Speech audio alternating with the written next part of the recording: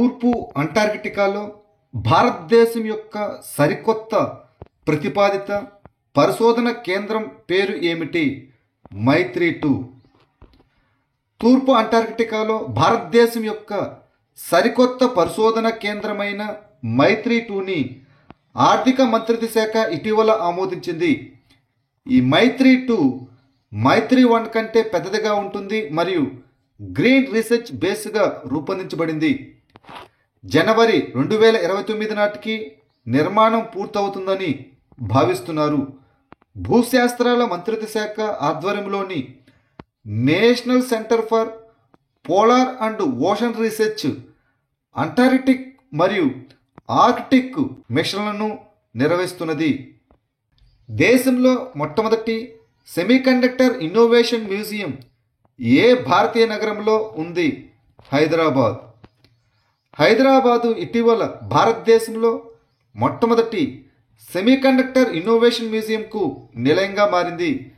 దీనిని టీ-చిప్ అనగా technology chip innovation programme ప్రారంభించింది. చిప్ తయారీలో అత్యాధునిక పరిశోధన మరియు సాంకేతిక పురోగతులను ప్రదర్శించడం ఈ మ్యూజియం యొక్క లక్ష్యం.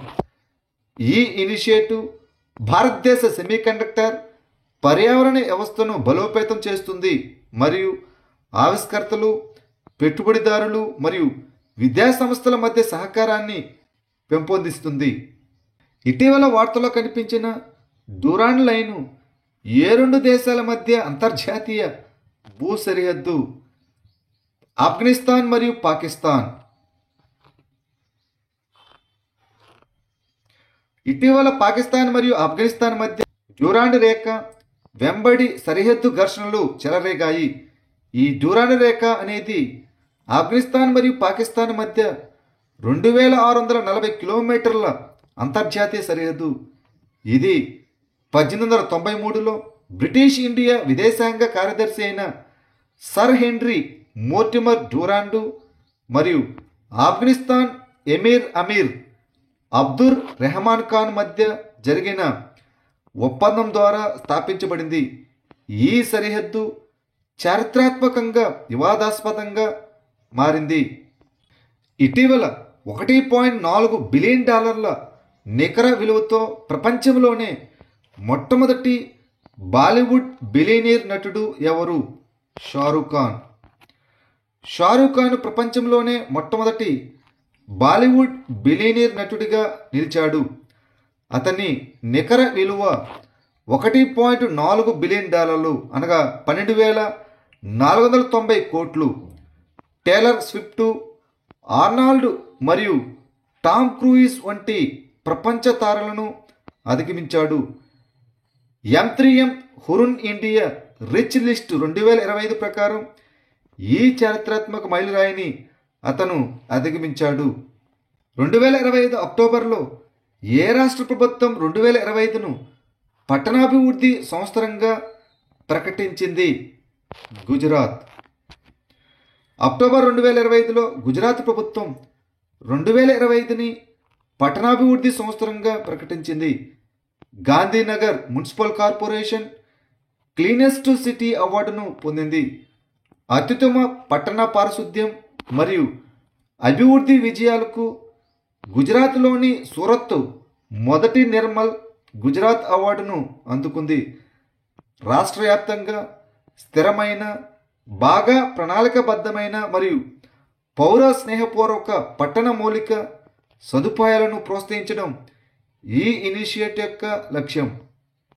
ఇటీవల జాతీయ ఈ గవర్నెన్స్ విభాగం మద్దతిచ్చిన సహకార ఆధారిత జాతీయ రైడ్ హెయిలింగ్ ఇనిషియేటివ్ పేరు ఏమిటి? భారత్ టాక్సీ. భారతదేశం నమ్మకం, చేరిక మరియు సాంకేతికతను ప్రోత్సహించడానికి భారత టాక్సీ అనే సహకార ఆధారిత జాతీయ ride hailing ప్లాట్ఫామ్ను ప్రారంభిస్తున్నది. National e governance division, digital India corporation, electronics and information technology మంత్రిత్వ శాఖ సలహా మరియు సాంకేతిక మద్దతును అందిస్తాయి. ప్రపంచంలోనే మొట్టమొదటి మల్టీ సెన్సర్ ఎర్త్ అబ్జర్వేషన్ ఉపగ్రహం అయిన మిషన్ దృష్టిని ప్రకటించిన స్పేస్ టెక్ స్టార్టప్ కంపెనీ ఏది? GalaxEye space.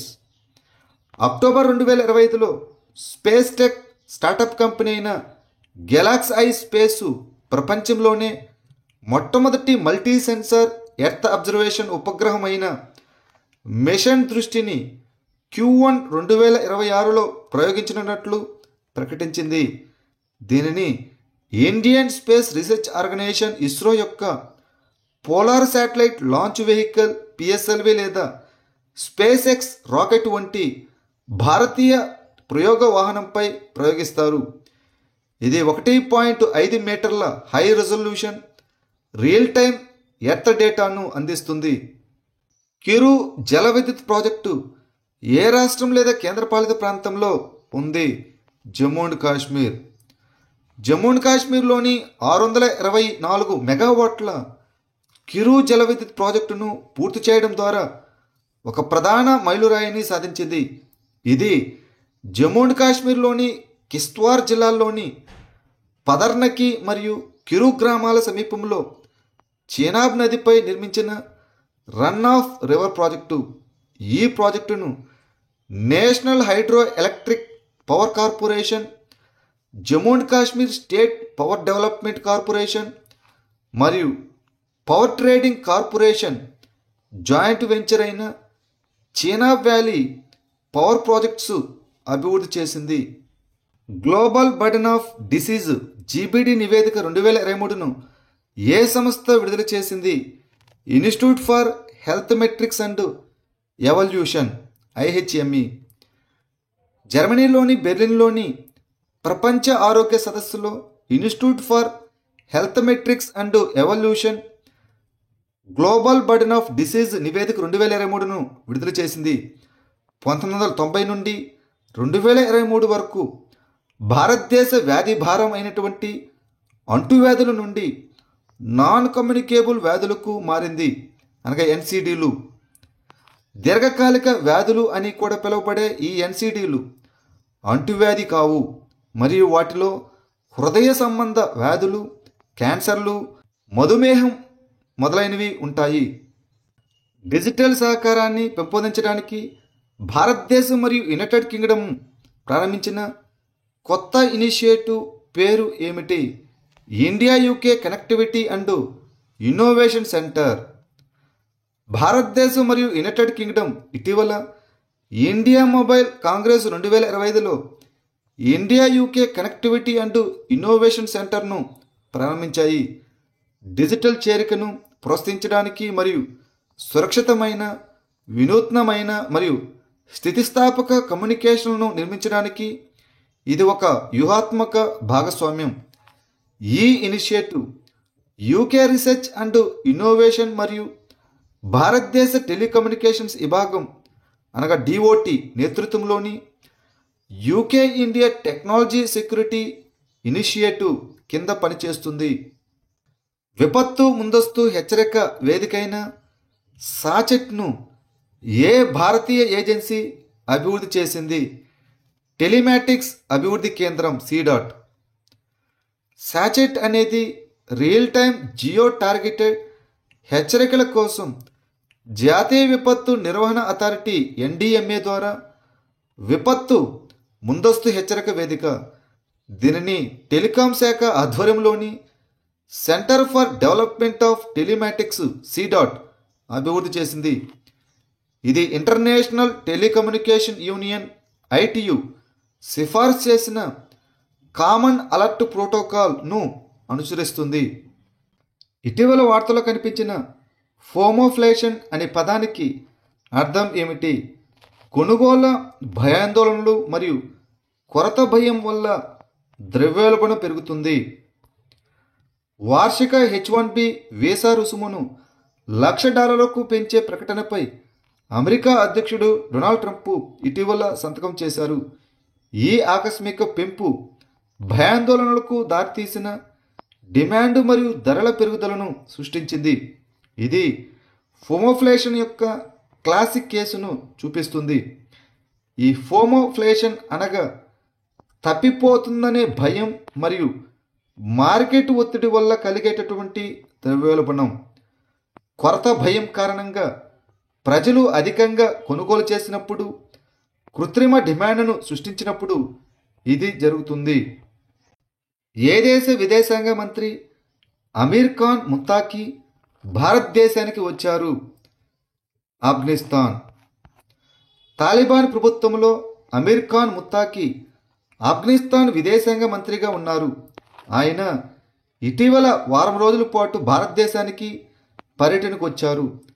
2021లో తాలిబాన్లు నియంత్రణలోకి వచ్చిన తర్వాత వారు మంత్రి స్థాయి పర్యటనకు వెళ్ళడం ఇదే మొదటిసారి. కొత్త బెగోనియా జాతి చౌనా బుకు చులు ఇటీవల ఏ రాష్ట్రంలో కనుగొనబడింది? అరుణాచల్ ప్రదేశ్. అరుణాచల్ ప్రదేశ్ శాస్త్రవేత్తలు ఇటీవల లెపరాడా జిల్లాలోని బసర్లో కొత్త బెగోనియా జాతిని కనుగొన్నారు. దీనికి ఉప ముఖ్యమంత్రి చౌనా మెయిన్ గౌరవార్థం చౌనా బుకు చులు అని పేరు పెట్టారు, అనగా నోబెల్ రెడ్.